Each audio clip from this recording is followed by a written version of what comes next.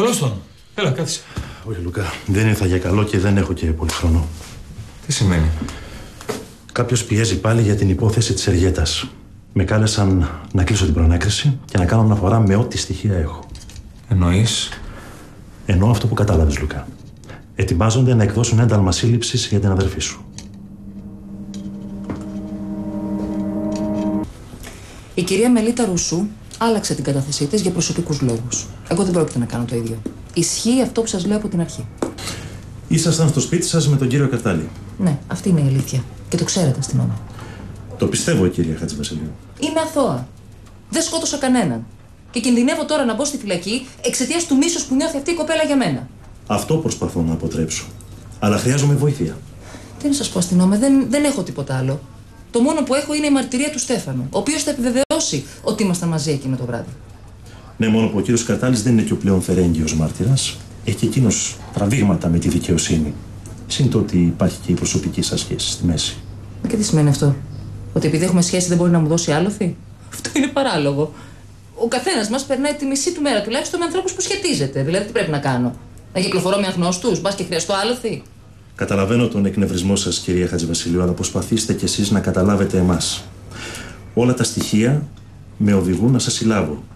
Υπάρχει μια αλυσίδα γεγονότων που μας οδήγησε στο φόνο της Άννας Βεργή και αυτή η αλυσίδα θα σας δέσει όλους. Έπειτα είναι και η συμπλοκή σας στο βουνό.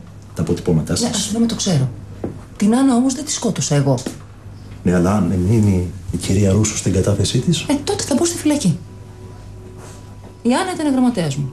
Την απέλυσα. Της είχα αφήσει και ένα επιθετικό μήνυμα στον τηλεφωνητή. Μια χαρά.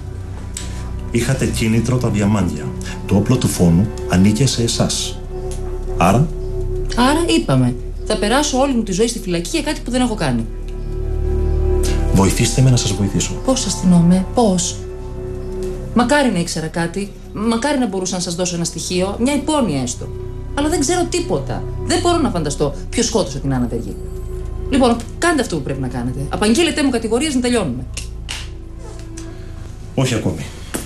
Θα εξαντλήσω ό,τι περιθώριο έχω πριν σας συλλάβω. Όμως θέλω να τα βάλετε τα πράγματα κάτω κι εσείς και να σκεφτείτε. Μήπως θυμηθείτε κάτι που δεν μου το έχετε πει, κάτι που σας διαφεύγει. Οτιδήποτε μπορεί να μας οδηγήσει στην αλήθεια. Εντάξει. Ναι, θα το κάνω, θα ψάξω. Ευχαριστώ πάρα πολύ, αστυνόμο. Καλή συνέχεια.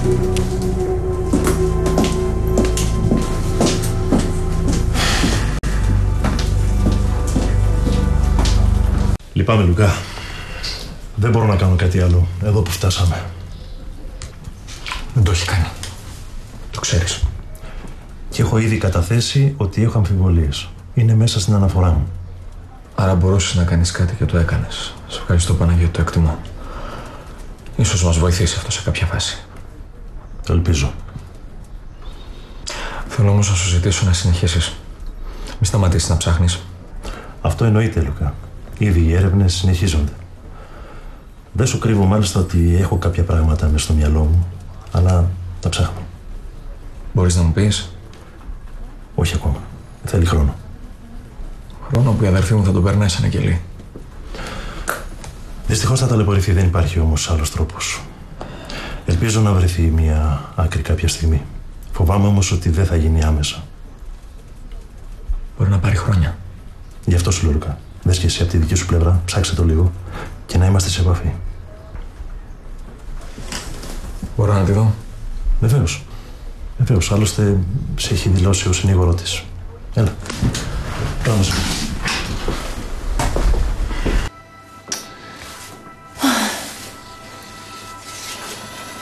Είδες? Να που βρέθηκα στο κελί τελικά. Με μασάς. Αναλαμβάνει ο απόλυτος δικηγόρος τώρα. Νόμιζα ότι ήμουν έτοιμη, αλλά δεν είναι το ίδιο. Ποτέ κανείς δεν είναι έτοιμος να κλειστεί σε ένα κελί άδικα. Εντάξει, σου έχω εμπιστοσύνη, Λουκά μου. Αυτό είναι. Ακριβώς αυτό. Εμπιστοσύνη και υπομονή. Αυτά είναι τα όπλα που χρειαζόμαστε. Θα βγούμε από το τούνελ.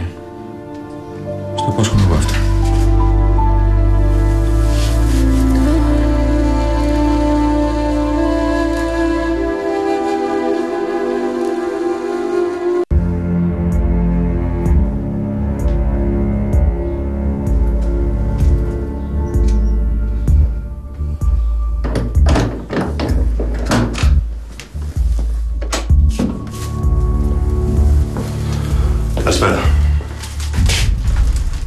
Σας έφερα κάτι να τσιμπήσετε.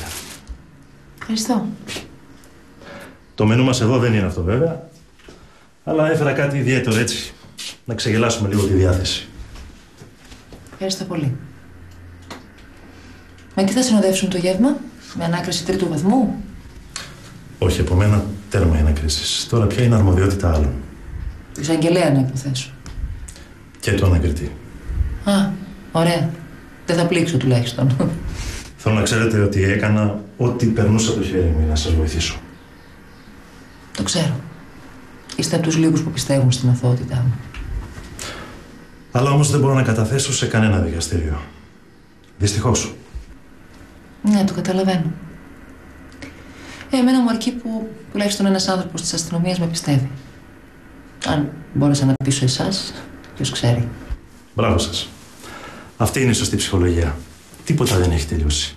Και αύριο στον ανακριτή θα πάτε με το κεφάλι ψηλά. Να μην χάνετε το ηθικό σας. Ευχαριστώ για την εμψύχωση. Το χρειαζόμουν. Καλή θα. Έλα.